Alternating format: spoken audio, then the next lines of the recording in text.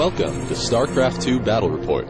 My name is Dustin Browder. I'm the lead designer on Starcraft 2. And I'm Robert Simpson, a Blizzard esports team member. We've got a great game for you here today. We have a battle report between Yun Ho Lee playing as the blue Protoss versus David Kim as the red Terrans. They're going to be duking it out on Lost Temple. The map name may sound familiar. Yes, it has been redone for Starcraft 2. This is a classic map from the original game that we've done a few additional tweaks to for StarCraft 2 to get some additional game planet. We've got two bases here. We've got David Kim here on the right-hand side as the Red Terrans. And you can see that these players are very close together as the bird flies. There's a very small amount of space separating these players. But if you move across the map, we can get a look at a few of the features which will be key to this game. There's a very narrow choke point leading outside of your base. It's a great place to defend. There's sort of an area here where you can naturally and very easily expand your base to get some additional resources, and another choke point to defend, a wider choke point this time, but still something you can defend against enemy attacks. There is some high ground here that you can sort of hope to use against your enemy one way or the other. You can sneak some forces there.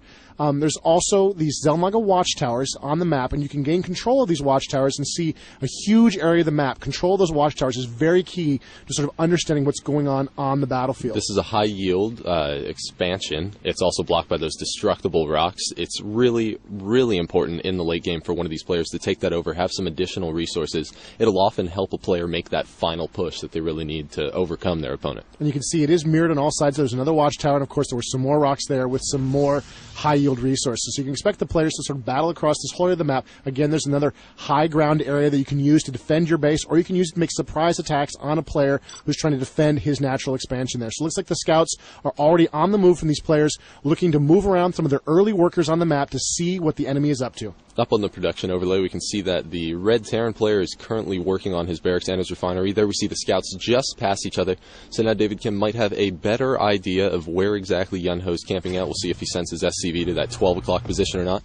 Meanwhile, back at David Kim's base, he is working on blocking the front of his raft with his barracks and two supply depots. This is a very natural thing for Terran players to do, especially against Zerg or against Protoss, to try to block off your ramp there to prevent sort of early attacks with Zealots. Buy your Marines some more time to get in some more shots. And you can see in this case, it's had the extra advantage of also blocking off that probe from getting inside and seeing what it needs to see inside David Kim's base. A little bit of aggressive moves there. It looks like that worker from David Kim's in a little bit of trouble there. He's being attacked by Yun Ho's probe, and it looks like he's going to have to run for cover there, try to get away from that very, very aggressive probe attack. SCV barely making it away with 20 HP. If that supply depot had taken a few more seconds, it would have been done.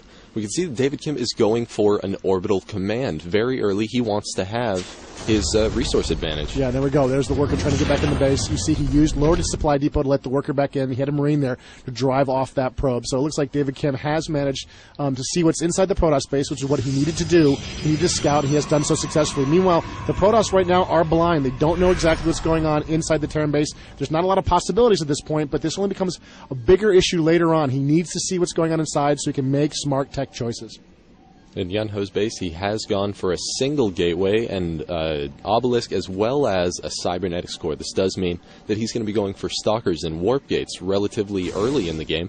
They're going to be very effective against Marines. Yeah, he really needs to get the Stalkers into play. They can really dance around the Marines quite a bit and do a lot of damage. So the Marine player needs to get Marauders on the field to really counteract that threat. And of course, David Kim has seen that cybernetics core. He knows the danger. He knows the possibility. He'll have the counters in play. Meanwhile, the Protoss player still has not seen inside the Terran base, so he's not exactly sure what's going on. You see, the Terrans had control of the Watchtower very briefly there before that Zealot came in and drove that Marine off. And the Marine's just trying to play keep away right now. He doesn't see the danger of the approaching second Zealot, so now he's in a little bit of trouble. He's going to have to try to just run away as fast as he can, taking a hit there as he turns a corner, and here the Zealot is sort of moving around trying to drive this Marine away, and you can see David Kim being very clever. He's just pulling that Zealot out of action. Oh, a little bit of a misturn there, and he gets cut down.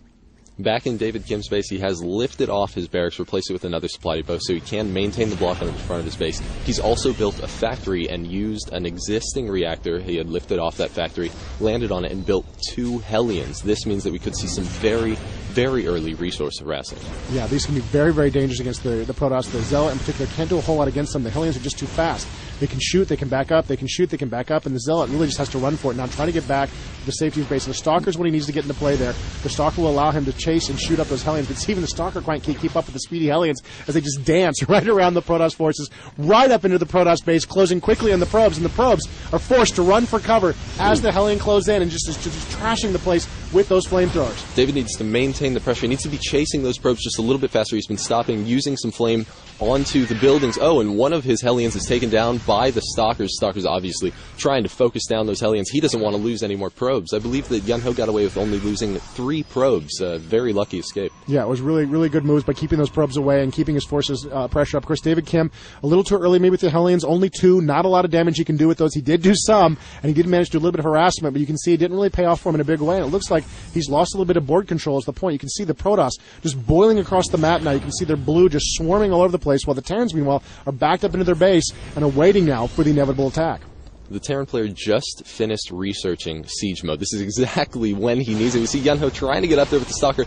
Siege tank just barely out of range and going to be barreling down onto those Stalkers, forcing Yunho to retreat. Yeah, that's the kind of damage he does not want to take right now. He cannot afford to take that kind of damage with just those Stalkers. He needs a lot more forces if he's going to break that choke point at this point. Some interesting moves here from David Kim. It looks like he's going for double command centers at this point. Backed up into his base, he can lift off those command centers as the Terran and fly them to any location on the map, but still, it's a very bold move for this point in the game. Yeah, well, he really needs to catch up on resources. We can see that Yunho did have a second base already established. That's at his natural expansion, so he really needs to play his A game, and he'll likely be expanding to the island expansion since he can lift off his command center. Yeah, this is what one Terrans commonly do on Lost Temple, both in the original StarCraft and in StarCraft 2, using the Terrans' mobility with their command centers to get access to some high-yield locations. The Protoss do have some strong air units they can use to try to harass those expansions, Void Rays in particular, but, you know, in a game like this where the players are so close together, it can be very difficult for the Protoss player to realize the danger, and in many cases that expansion will simply go undetected. Oh, and we see some Hellions sneaking all the way back behind Yunho's base. David Kim doing some very good micro with that medevac, lifting up all 4 of his Hellions just as the Stalkers get in range to kill, taking down a couple of probes there. He's trying to take down the Nullifier, but no, he lifts off just in time once again. Yunho doing the best he can to stick on that medevac, but right now David Kim's micro is really just too much for him to handle. Again, David Kim drops 4 Hellions again in his base. 1 is taken down. He just barely gets away, practically unscathed. All he needs is some repair. Unbelievable. He manages to come in there, raid, harass that economy. That's the kind of economic advantage David Kim needs to stay in this game at this point. He harasses a little bit. He comes back. He repairs up, and he's going to be ready in a moment to do it again. You saw some warp-ins from the Protoss player. They're trying to block this, but ultimately he just wasn't fast enough to deal with that kind of speedy threat. Using the Hellions with their speed, with their area effect attacks, and the flexibility of the medevac really kept him in the game. Now we got some real danger here. We got a couple of siege tanks in that medevac. Let's see where those things are going. Now, this is something that you saw relatively often in StarCraft 1. They would use their dropships in combination with the siege tanks, and I think that David Kim's going for something very, very similar to that, especially with the way that the Stalker fire works. If a Stalker gets off his volley and the Terran player is able to pick up that siege tank again before the volley lands, that means the siege tank's not going to take any damage. Yeah, it will actually miss, and this is something that really gives the Terrans a big advantage at this point in the game. If he can get those siege tanks to a good position, he can do a lot of damage. You can see the Hellions there harassing those Protoss player, making his Zealots just a lot less effective, and there's the landing position, moving up to a classic location in Lost Temple, getting control of the high ground, even more powerful in StarCraft 2 in many ways than it was in the original StarCraft. If you can't see those units, you can't shoot them, and you can't see them the high ground without some kind of aerial spotting. You can see the Protoss are in a lot of trouble here right now. There goes a pylon, and the probes are forced to run away as the siege tanks just pound this helpless expansion. And here's the Protoss response. An observer, a flyer cloaked, moves into play. The Terran doesn't know the danger. He doesn't know he's there right now, and it looks like Blink is being researched, which can allow the Protoss to get to that high ground and get at those siege tanks. Protoss player is just biding his time until Blink is finished. He's trying to keep the Stalkers out of the siege tank range. Obviously doesn't want to take any damage without being able to fire back, so Blink is going to finish likely in just a few seconds, and we'll see him use that observer to get sight up on the hill, and then blink up and... Oh, and here it comes, going for the surround on the siege tank, going to be taking them down. We do see some extra splash damage from the other siege tank, actually damaging himself, and now David Kim microing the siege tank. This is amazing. Right, just trying to get some extra damage off there. He does manage to take some extra damage. He is getting worn down there a little bit, but he's doing a lot of extra damage as he goes. Oh, and the siege tank is finally taken out. David Kim making the most out of his units there, really doing a lot of extra damage. An aggressive blink from the Protoss player gets in a few more hits on that medevac, and Kim's harassment here has come to a quick end. David